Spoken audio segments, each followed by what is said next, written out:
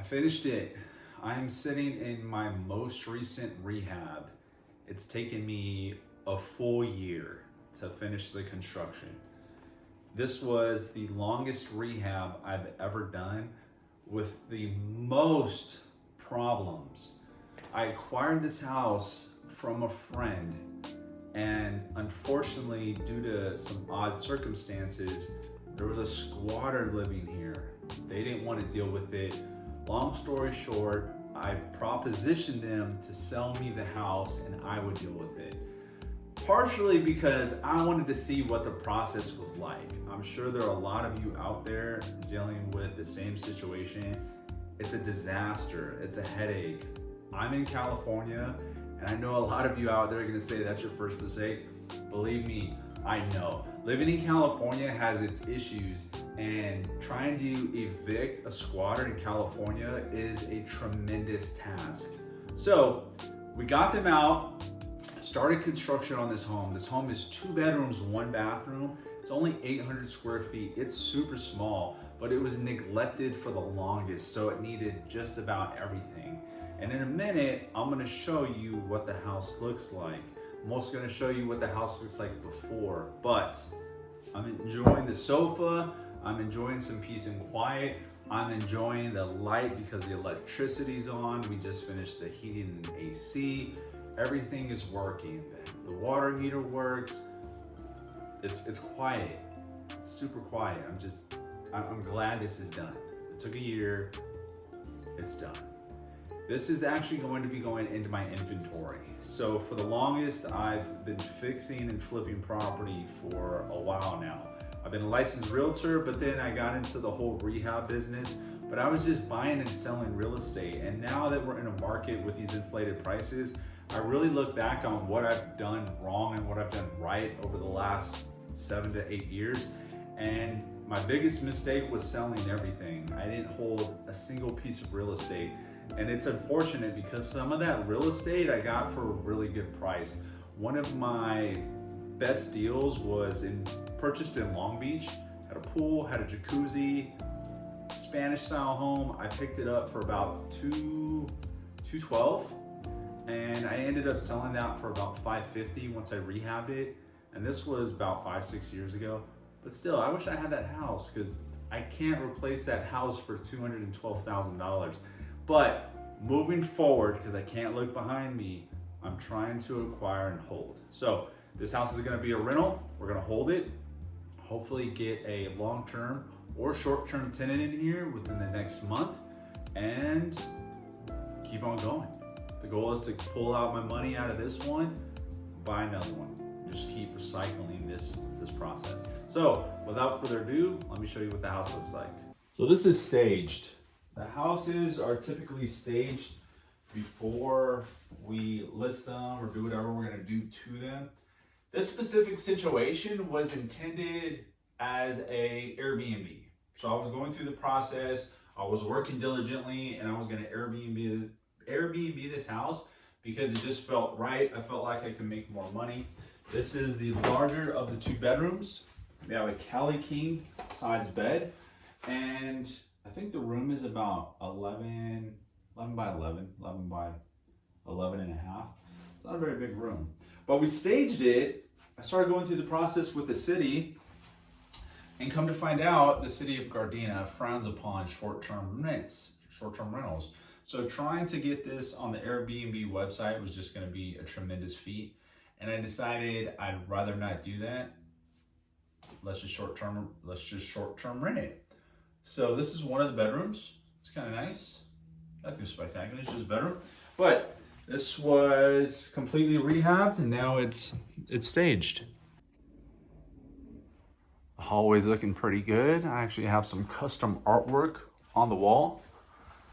The first artist is Never. He's actually based out of New York. Second artist is Big Five, local tattoo artist. And then lastly, we have Mecro, who's a graffiti artist based out of the East Coast. I figured it'd be a nice little feature wall in the hallway. Bedroom number 2, nothing special. It's actually smaller than the first room by about a foot, which isn't significant, but we decided because it is smaller, it's best to have bunk beds in here to better utilize the space, and it flows pretty well. So you have ample space here, you have ample space on the other side.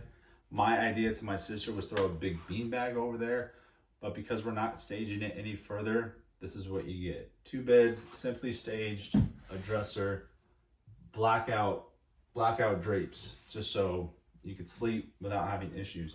I did replace both closet doors with a simple sliding closet door.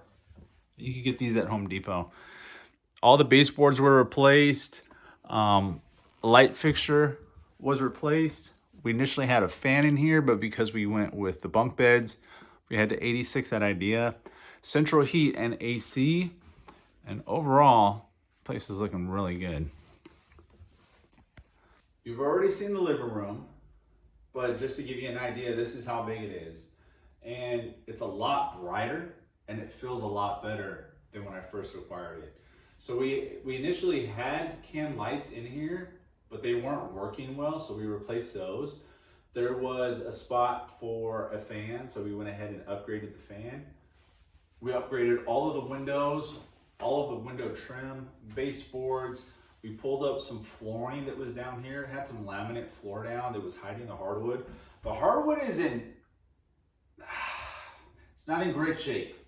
Now, the reason they had the laminate down is because they had a dog, and there's no more additional wood on this floor to refinish it. So it's either got to come up and be replaced, or laminate has to go over this. This has exceeded its life. So in certain areas, the hardwood is coming up, but it's pretty nice. Mounted the TV on the wall, so the TV's pretty flush mounted. You got adequate space in here for entertaining. Feels a lot better than it did. Overall, I'm pretty happy with the way the living room's turned out. So initially we had a wall right here, and the only way into the kitchen was a small little doorway that went right here. I'll plug in some old footage of how the kitchen looked, but this is the kitchen now. And I gotta say, it's pretty spectacular. I'm gonna preach this, and I'm sure a lot of you have heard of it. Kitchens and bathrooms sell homes. Everything else is pretty much standard. As long as the rooms are decent sizes and the house feels and functions well, your kitchen and your bathroom are gonna sell the home. And we're gonna get to the bathroom in a minute, because I also wanna touch base on that. Kitchen's huge. So you're situated in the living room, and we're all the way over here at the sink. If you got kids, you can still watch the kids play. You can be cooking and doing your thing, still entertaining guests. There isn't a lack of engagement with this home. And some nice features about this home too that we had to modify. Not features, I mean there are some nice features, but there's some things we had to modify in order to get things to work and function properly. Initially there was a refrigerator right here.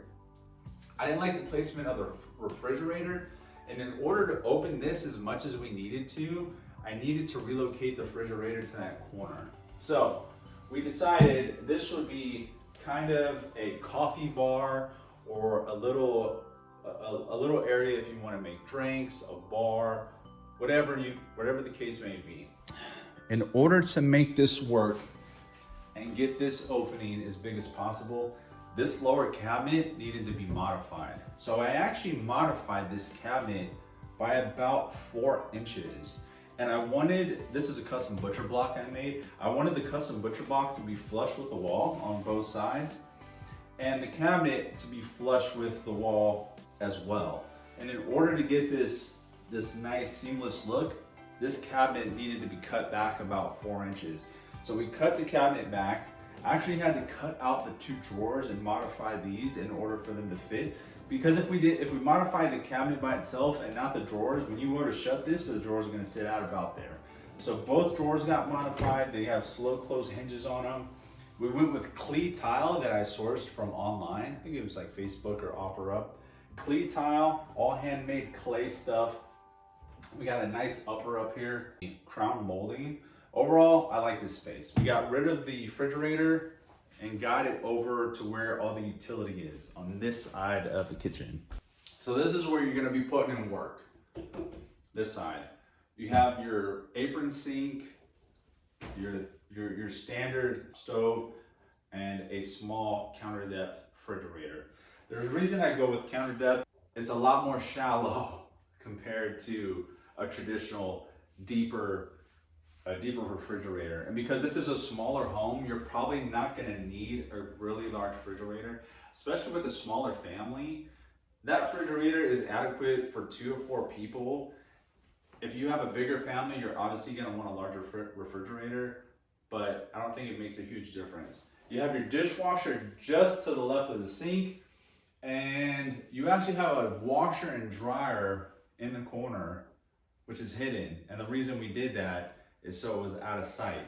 So let me show you that. The whole point of having, I have you situated where you would be walking in, but if anyone's looking over there, I wanted this section to be unassuming to the normal person, where you have a stackable washer and dryer right here. I didn't want the washer and dryer to be visible because no one likes to see you doing laundry, and no one wants to see the washer and dryer. So I custom made this cabinet. This custom cabinet was built at my shop, and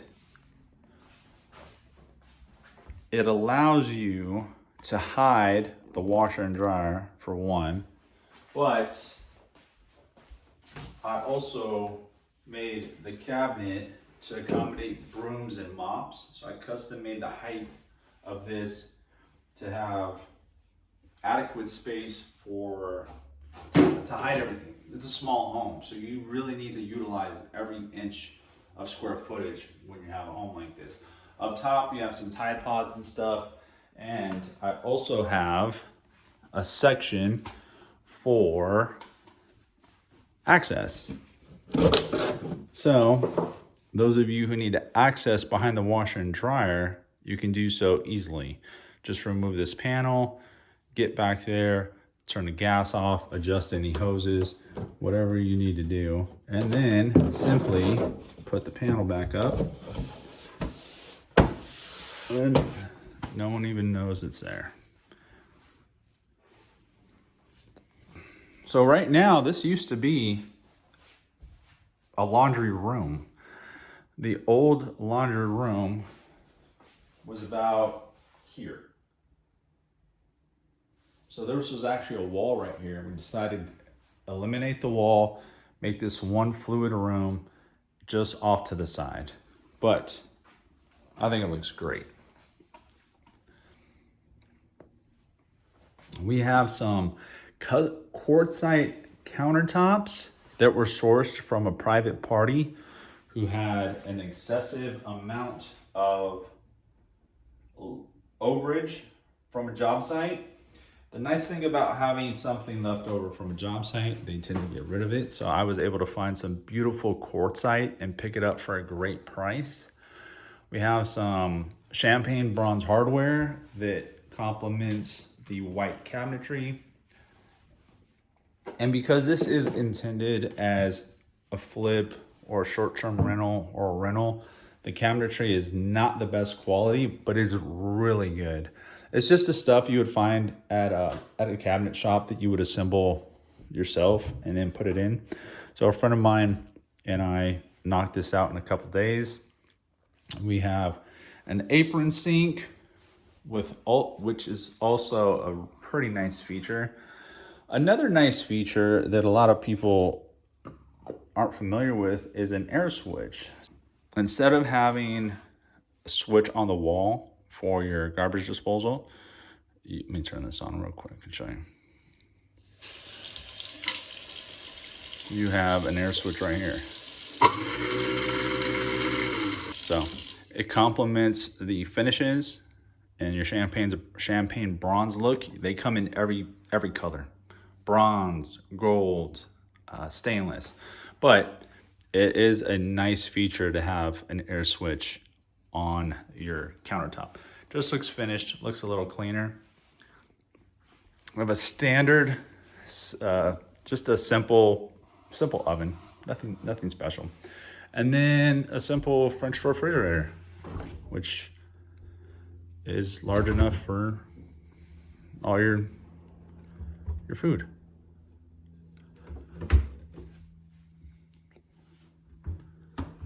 It's nice, yeah. So quartzite is looking so pretty. This piece of stone is gorgeous, but overall the house came out great. Now let me show you the bathroom, because the bathroom is kind of cool as well. We have some handmade concrete hexagonal tiles. These were sourced on Facebook Marketplace as well. I had to drive out to Calabasas to pick those up. Extremely heavy, but I got them for a great price. So even though the house is pretty simple, we have some really high-end tile and finishes in the home. Handmade concrete tile, custom green fire clay tile. So before I make my way over to Gardena, I'll show you guys the tile. This is where your boy fumbled the bag. I was under the impression when I was sourcing these tiles from two separate parties, they were the same size, same shade. And I figured they may be a different shade, which I would have been okay with if they were a different size, because like you can mix match these things on the wall, pull them from different boxes, and it will make a complete thought. So now I'm stuck with 50 square feet of these, 50 some square feet of these, and I'm trying to figure out what I'm going to do. So I have a couple ideas that I'm going to show Alicia today. Alicia has a couple ideas she wants to talk to me about as far as using both. Still not sure. Clay tile in the kitchen. So every room that is important has some kind of nice feature. Everything was done by me with the help of friends and family. So the demo, the construction, the staging, my sister, everyone had a hand in getting this done. And it looks fantastic. I have a acrylic bathtub because I was the only one setting the tub, so I wanted to go with something that was a little lighter, so I went with an acrylic tub. The fire clay tile is actually a mistake. I'm gonna turn the light on so you can see a little bit better. But they're two-tone, two different sizes. Initially, I was hoping all of the tile were this size, but when you're sourcing stuff from online and private parties, you're gonna make a mistake. I've made mistakes. Pictures look the same, but then when you get there, they're not the same.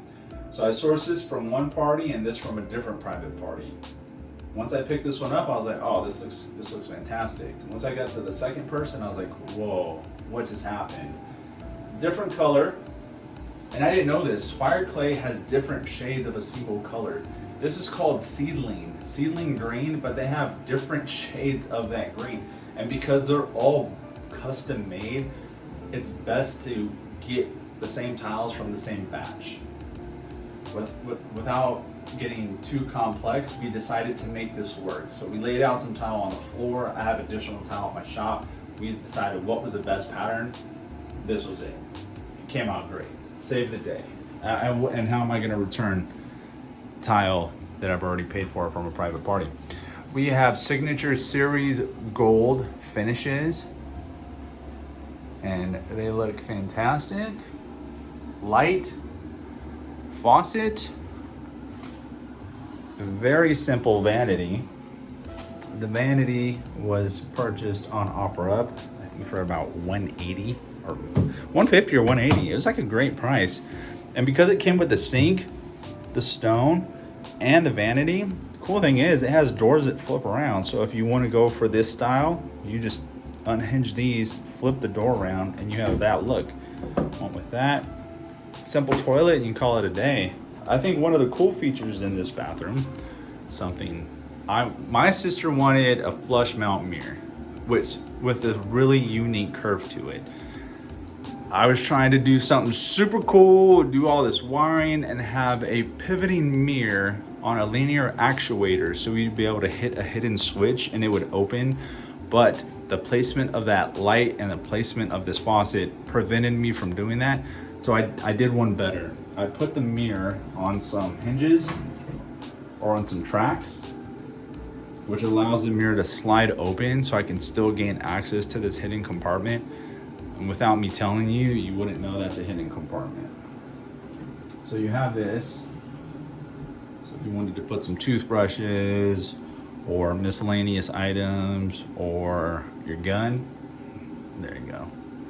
So yeah, this is it. This is a 2-bedroom, 1-bath, 800 square foot home that has been remodeled and taken about a year.